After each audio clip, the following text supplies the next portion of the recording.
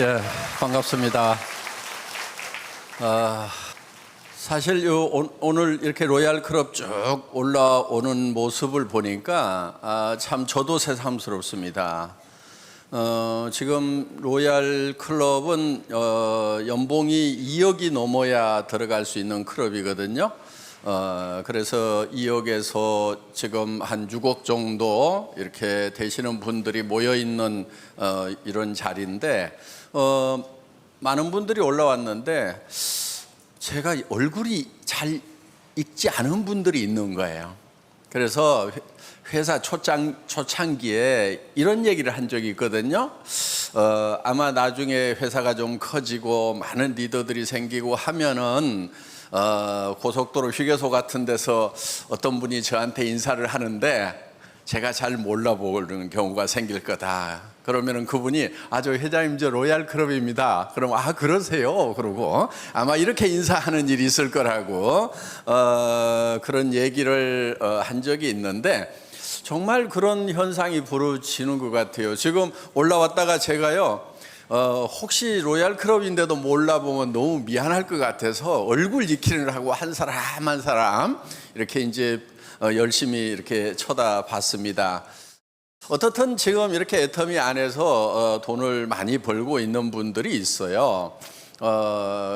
그리고 또 여러분들에게 한 달에 5천만 원을 목표로 해서 사업을 진행을 하라고 이렇게 얘기를 하면은 무슨 말도 안 되는 얘기냐. 그리고 또 그런 것이 가당치나 하겠느냐. 나는 어떻게 보면 500만 원 버는 일도 제대로 못 해봤는데 한 달에 5천만 원씩으로 어떻게 번다는 얘기냐. 그리고 5천만 원씩을 버는 사람들을 보면은 정말 공부를 기가 막히게 잘해가지고 아주 특출난 사람이거나 아니면은 예체능에 엄청나게 뛰어난 사람이거나 아니면은 고생해서 큰 기업을 일으킨 사람이거나 하는 이런 사람들이나 가능한 거지. 나 같은 우리 같은 소민 평민 어떻게 보면 요즘 말로 흙수저 몰고 나왔는데 그런 것이 가당치나 하겠느냐 하는 이제 이런 반론을 넘어서서 반감을 갖는 그런 분들도 없지 않다고 이렇게 봅니다. 그런데 오늘 이 로얄 클럽 이렇게 쭉 내려가는 모습 거의 200명이 이제 넘어가는 로얄 클럽이 탄생을 했는데 로얄 클럽 오늘 오신 분들 중에서 로얄 클럽 가는데 뭐 빠른 분들은 3년 만에 가는 수도 있어요. 보통 4년 5년 정도가 걸립니다. 그러면 4년 5년 후에 그때 엄청나게 많은 여기 계시는 분들 중에서 그 자리에 가 있는 숫자가 엄청나게 많이 나오게 될 거다 하는 겁니다. 제발 본인이 좀 꼭 들어가겠다고 작심을 좀 하셨으면 좋겠어요. 예.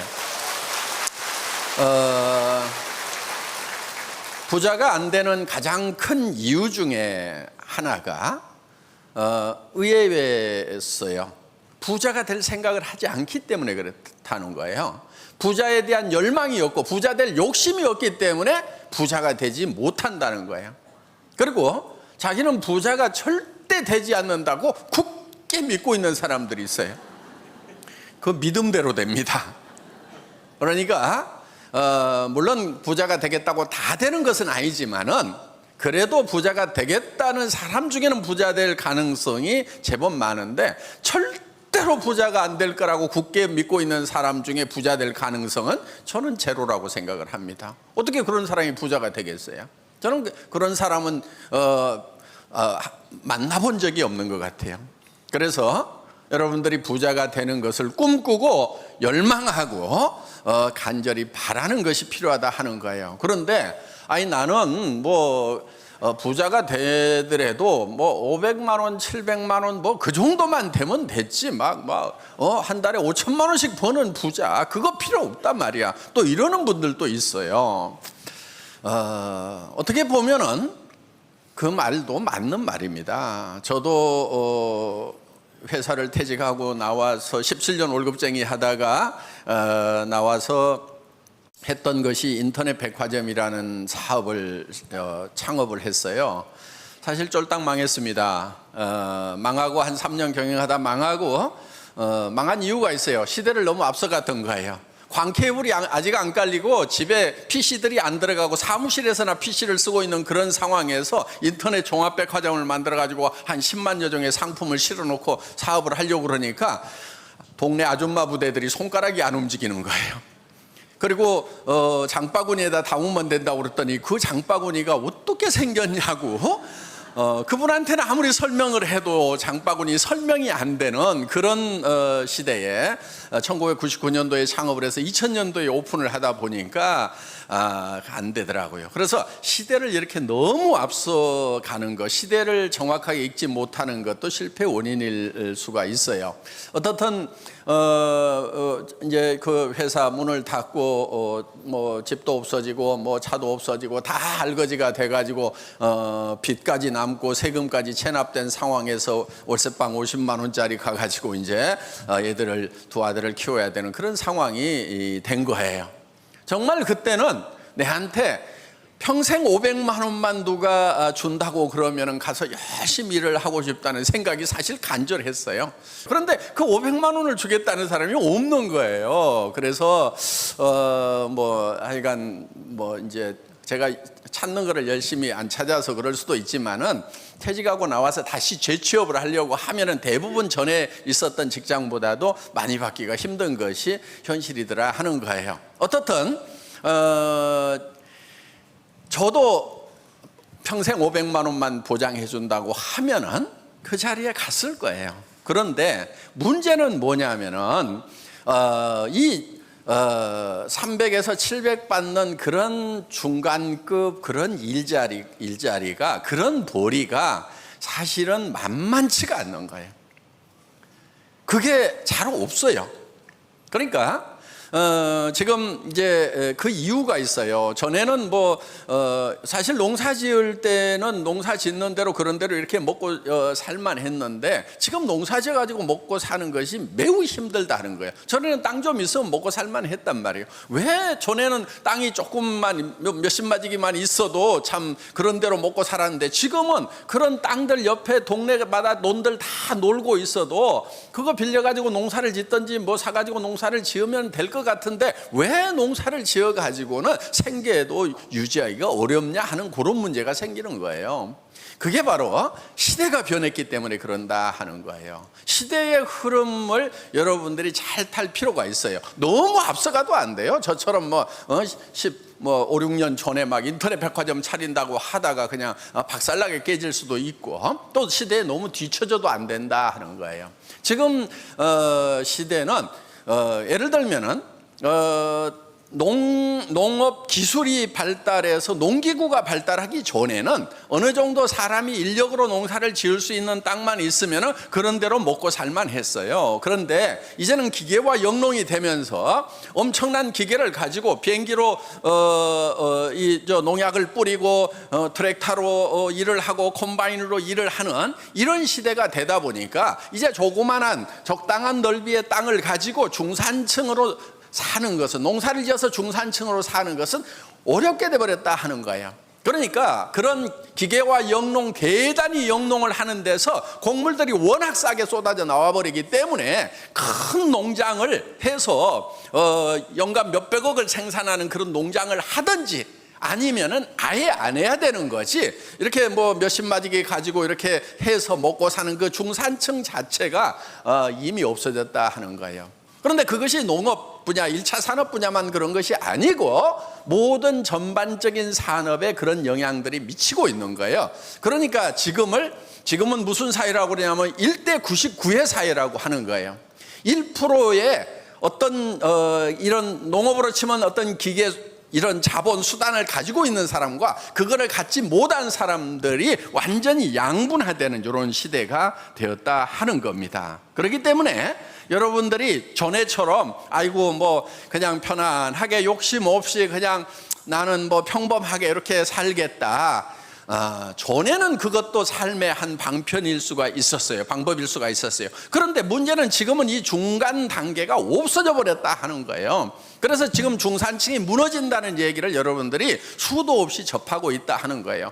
그런데 여러분들이 무너지고 있는 중산층이 되겠다는 생각을 지금도 계속 가지고 있기 때문에 매우 어렵다 하는 거예요. 그럼 어떻게 해야 될 거냐? 1%에 들어가든지 아니면 99%로 살아갈 각오를 하는 수밖에 없다 하는 거예요. 그런데 99%로 살아가는 것은 매우 힘들다 하는 겁니다.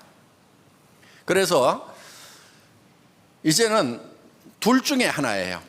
어떤 자본, 돈을 벌 수 있는 수단, 이거를 가지고 큰 부자가 되든지 아니면 쫄쫄 굶으면서 정부에서 주는 돈이나 받으면서 그냥 인생 포기하고 그냥 생명이나 유지하고 살든지 둘 중에 하나, 양당 간의 선택을 해야 된다 하는 거예요. 그거는 내가 뭐를 잘못해서가 아니고 사회가 양극화가 되고 있는 거예요. 그렇게. 그래서 빈익빈 부익부의 현상이 두드러진다고 이렇게 얘기를 하고 있다 하는 거예요. 그런데 그러면은 사회를 뜯어 고치려고 할 것이 아니고 먼저는 내가 변하는 것이 먼저예요. 그런 대세를 원망만 하고 있을 거냐 하는 거예요. 왜 이런 세상이 됐냐고 원망만 할 것이 아니고 그런 세상의 물결을 내가 타고 내가 먼저 1%에 들어가겠다는 생각을 하는 것이 중요하다 하는 겁니다. 그 사회가 문제가 없다는 얘기가 아니에요. 문제가 있는 거죠. 개선이 됐으면 저도 정말 좋겠다는 그런 바람을 가지고 있어요. 그렇지만은 그것이 뭐가 잘못돼서가 아니고 사회가 발전을 하면서 그런 지경으로 지금 가고 있는 거예요. 바람직하지는 않지만은 그런 흐름으로 지금 가고 있다 하는 겁니다. 그래서 노동의 소득보다는 자본소득이 월등하기 때문에 우리가 자본인 어떤 수단, 도구를 반드시 가지고 있어야 되고 그거를 갖게 되면은 엄청난 부자가 돼버리는 거예요. 그거를 갖지 못하면은 극한 가난에 빠질 수밖에 없게 된다 하는 겁니다. 그렇기 때문에 여러분들이 지금 부자가 될 생각을 해야 되는 거예요. 1%의 부자, 한 달에 5천만 원씩을 버는 부자가 되겠다는 각오를 하지 않으면은 이제는 100만 원 이하, 70만 원, 80만 원 가지고 살아야 되는, 알바생으로 살아야 되는, 여러분들 어디 나가면은 얼마 받아요? 100에서 150만 원 받아요. 지금 대한민국에서. 그런 일자리는 많이 있어요. 그렇지만은 정말 뼈골 빠지는 그런 자리입니다. 하루 종일 서 있어야 된다든가 하루 종일 움직여야 되는 그런 일자리들밖에 없다 하는 거예요. 대부분이. 자, 그러면은 우리는 이제 선택을 해야 되는 거예요. 뭐 하실래요? 99% 하실래요? 1% 하실래요? 세상의 변화를 정확하게 읽고 그러면은 나는 1%가 되겠다는 생각을 해야 된다 하는 거예요. 여러분들, 애터미는요, 여러분들이 지금 자본을 가지고 있지 않더라도, 자본이라고 하는 것은 돈도 자본이지만 지식도 자본이고 재능도 자본이고 경험도 자본이고 이런 것들, 젊음도 자본일 수가 있어요. 그래서 그런 자본들이 없더라도 누구나 이 같은 출발선상에서 평등하게 출발을 할 수가 있고 노력의 대가에 의해서 정말 제대로 된 성공자, 한 달에 5천만 원 이상을 버는 그런 성공자가 될 수 있는 그런 시스템을 만들어 놨다 하는 거예요. 이 시스템, 이 도구를 이용을 해서 여러분들이 성공자가 되셔야 된다 하는 겁니다. 애터미는요, 처음 출발할 때부터 목표가 뭐였냐면요, 첫 번째가 고객의 성공이었어요.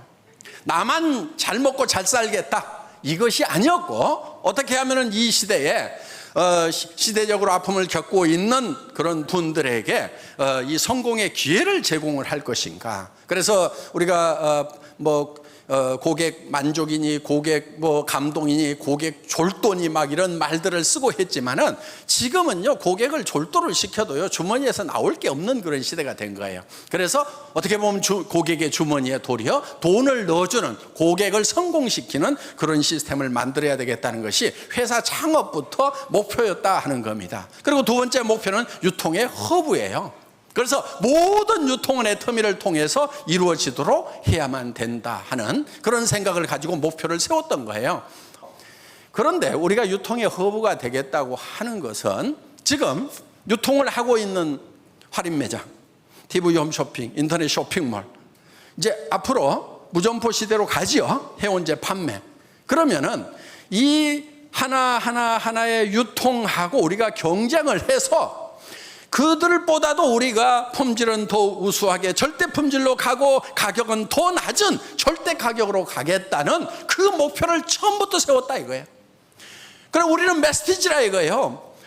가격은 매스, 대중이 쓸 수 있는 가격인데 품질은 프레스티지급이다 하는 거예요. 절대 품질이다. 누구도 따라올 수 없는 이 품질의 제품을, 이런 품질은 누구도 이 가격에 팔 수 없다는 절대 가격에 팔겠다고 우리는 처음 출발할 때부터 그렇게 했다 이거예요. 그 얘기는 무슨 얘기냐면은 다른 유통들까지도 다 우리 안으로 들어올 수 있도록 하겠다 하는 거예요.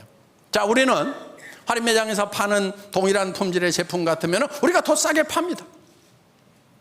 자, 또 같은 가격의 제품이라고 하면은 우리 품질이 더 월등합니다. 그러면은 자, 할인 매장에 가던 사람들, TV 홈쇼핑에서 사던 사람들, 그 다음에 인터넷 쇼핑몰에서 사던 사람들이 점점 우리 쪽으로 흡수가 되게 돼 있다 이거예요. 그래서 지금은 1조도 안 되는 금액이지만은 수십조, 수백조, 수천조로 커질 수 있는 그런 DNA를 가지고 있는 거다 하는 거예요. 그렇기 때문에 이것이 근거 없는 얘기가 아니다. 앞으로 우리가 유통의 허브가 돼가지고 수백조, 수천조의 매출을 일으키면서 그 중에서 35%가 수당으로 풀린다고 생각을 해보세요. 100조만 되면 얼마가 풀려요? 35조가 풀리는 거예요. 우리나라 예산의 거의 10% 정도가 서민들에게 다시 리펀드가 된다 하는 겁니다. 국가 경제에 도움이 될 거예요, 저는. 그리고 이 35%는 승수 효과에 해가지고 최소한 5배 정도의 이 효과가 다시 더 나는 거예요.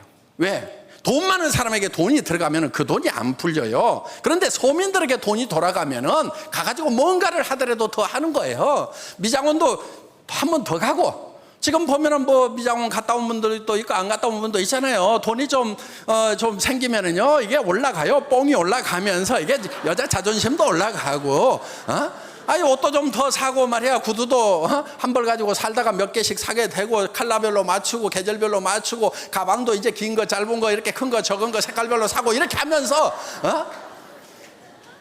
계속 청바지 하나만 가지고 사는 게 아니고 옷도 길어졌다 짧아졌다 하고 이렇게 하면서 원피스, 투피스, 쓰리피스 가면서 그러면서 소비가 진작이 되고 공장이 돌아가고 일자리가 창출이 되는 이런 효과가 최소한 5배 정도는 나기 때문에 이 35조라고 하는 것은 실제로 5배를 하면은 어마어마한 경제 파급 효과가 있는 거예요.